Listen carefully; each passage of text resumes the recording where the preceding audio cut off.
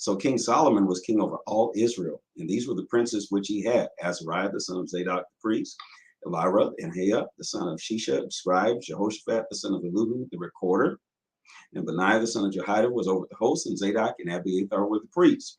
And Azariah, the son of Nathan, was over the officers; and Zabud, the son of Nathan, was principal officer and the king's friend.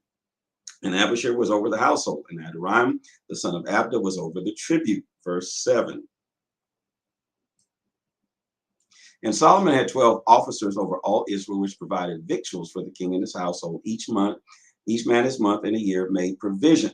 And these are their names: the son of Hur and Mount Ephraim, the son of Dekar in Makaz, and Shalbam in Beth-Shemesh, and Alan Bethan, and the son of Hesed in Arubah. To him pertaineth Sokoh and all the land of Hepher, the son of Abinadab in the region of Dor, which had Tapha, the daughter of Solomon, to wife.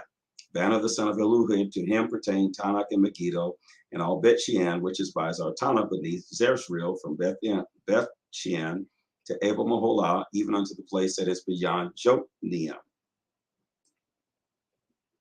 The son of Geber in Ramoth Gilead, to him pertained the towns of Jair, the son of Manasseh, which are in Gilead. To him also pertained the region of Argob, which is in Bashan, 80 great cities with walls and brazen bars. And Henadab, the son of Edo, had Mahanaim, and Hamaz was in Naphtali. And he also took Basmath, the daughter of Solomon, to wife. Banner, the son of Hushai, was in Asher and Allah. Jehoshaphat, the son of Ruah, in Issachar. Shimei, the son of Elah, in Benjamin. Verse 19. Geber, the son of Uri, was in the country of Gilead, and the country of Sihon, king of the Amorites, and Og, the king of Bashan, and he was the only officer which was in the land. Judah and Israel were many, and as the sand which is by the sea in multitude, eating and drinking and making merry. And Solomon reigned over all kingdoms, from the river unto the land of the Philistines and unto the border of Egypt. They brought presents and served Solomon all the days of his life.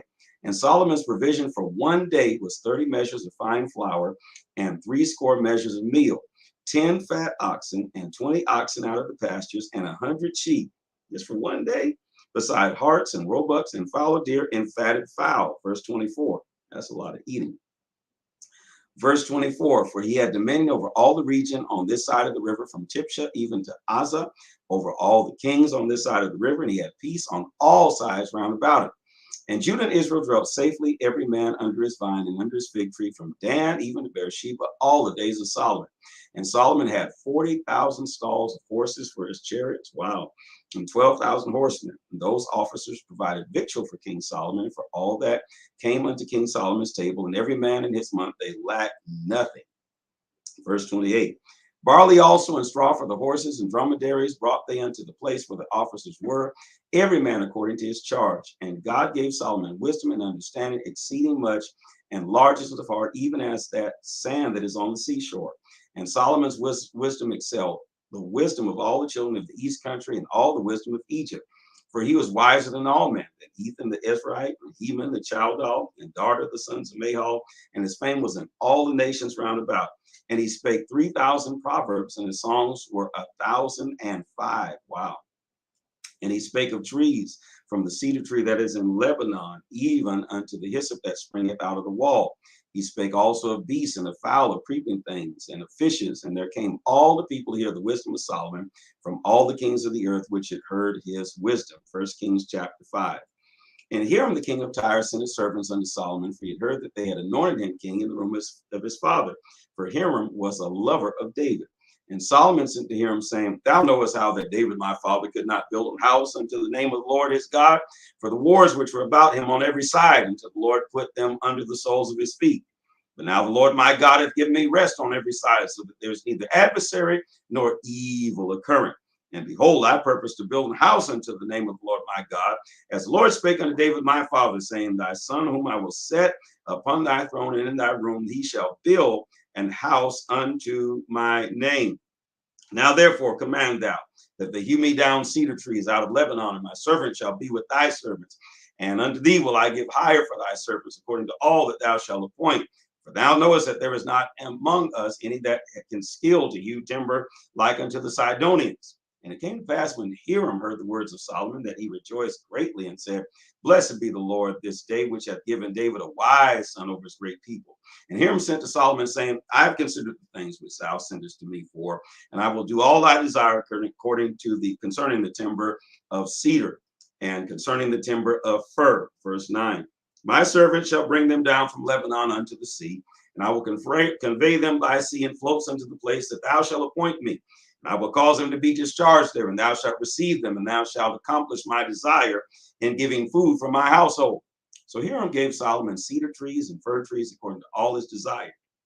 And Solomon gave Hiram 20,000 measures of wheat for food to his household and 20 measures of oil, pure oil. Thus gave Solomon to Hiram year by year.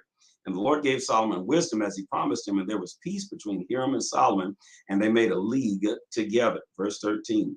And King Solomon raised a levy out of all Israel, and the levy was 30,000 men. And he sent them to Lebanon, 10,000 a month by courses. A month they were in Lebanon, and 2 months at home. And Adoniram was over the levy. And Solomon had 70,000 that bare burdens, and 80,000 hewers in the mountains, beside the chief of Solomon's officers, which were over the work, 3,300 which ruled over the people that wrought in the work. And the king commanded, and they brought great stones, costly stones, hew stone, to lay the foundation of the house. And Solomon's builders and Hiram's builders did hew them, and the stone squarers, so that they prepared timber and stones to build the house.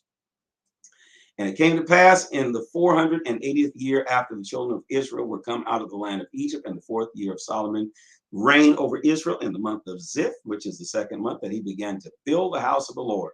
And the house which King Solomon built for the Lord, the length thereof was 60 cubits, and the breadth thereof 20 cubits, and the height thereof 30 cubits. And the porch before the temple of Solomon's temple of the house, 20 cubits was the length thereof according to the breadth of the house, and 10 cubits was the breadth thereof before the house. And for the house he made windows of narrow lights. And against the wall of the house he built chambers round about.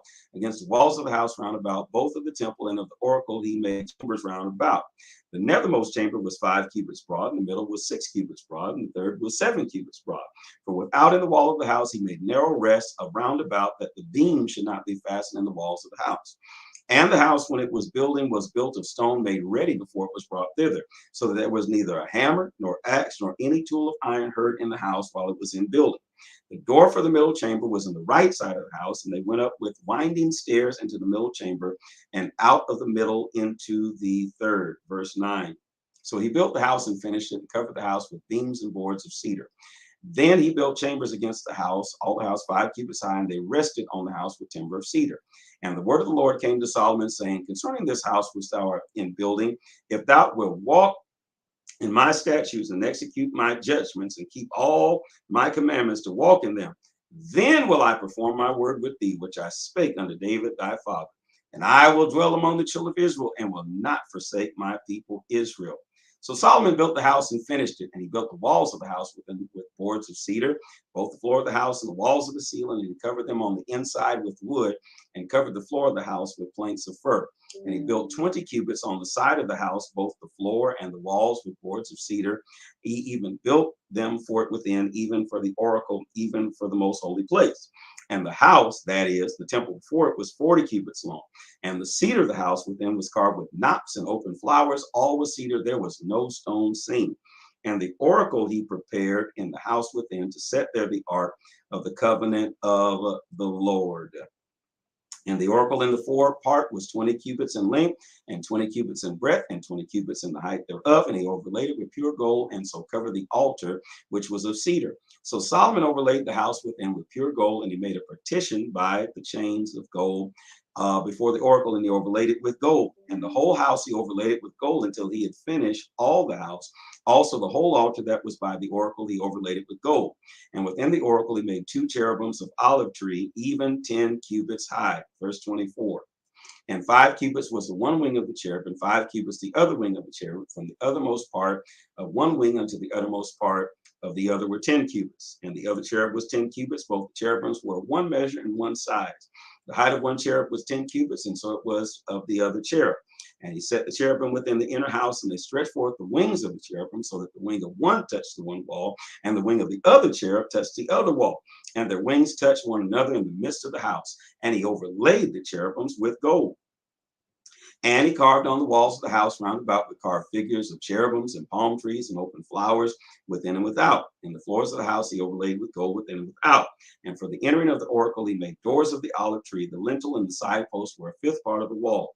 The two doors also were of olive tree, and he carved upon them carvings of cherubims and palm trees and open flowers, and overlaid them with gold, and spread gold upon the cherubims and upon the palm trees.